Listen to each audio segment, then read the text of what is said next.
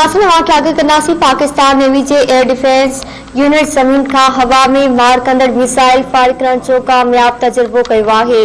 आगाही पिया पाक नेवी जे तर्जुमान मूजिब chief of naval staff admiral Mohammad Amjad Niazi missile जी फायरिंग जो मुशाहिदो कयो।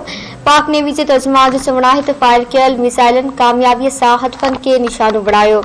पाक नेवी जे तर्जुमान मूजिब मिसाइल फायरिंग जो मुज़ाहिरो पाक बेरिया जे ऑपरेशनल तैयारियुनि जो अमली सबूत आहे। Naval chief admiral Mohammad Amjad Niazi Pak बेरिया जे ऑपरेशनल तैयारियुनि ते इत्मीनान जो इज़हार कंदे चयो आहे त पाक नेवी कंहिं बि क़िस्म जी अगराई जो भरपूर जवाब ॾियण जी सलाहियत रखे थी।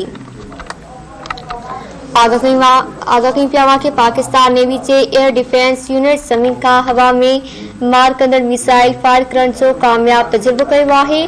पाक नेवी जे तर्जुमान मूजिब chief of naval staff admiral Mohammad Amjad Niazi missile जी फायरिंग जो मुशाहिदो कयो। पाक नेवी जे तर्जुमान जो चवणु आहे त फायर कयल मिसाइलनि कामयाबी सां हदफ़नि खे निशानो बणायो। पाक नेवी जे तर्जुमान मूजिब मिसाइल फायरिंग जो मुज़ाहिरो पाक बहरिया जे ऑपरेशनल तैयारियुनि जो अमली सबूत आहे। Naval chief admiral Mohammad Amjad Niazi Pak बहरिया जे ऑपरेशनल तैयारियुनि ते इत्मीनान जो इज़हार कंदे चयो आहे त पाक नेवी कंहिं बि क़िस्म जी अगराई जो भरपूर जवाब ॾियण जी सलाहियत रखे थी।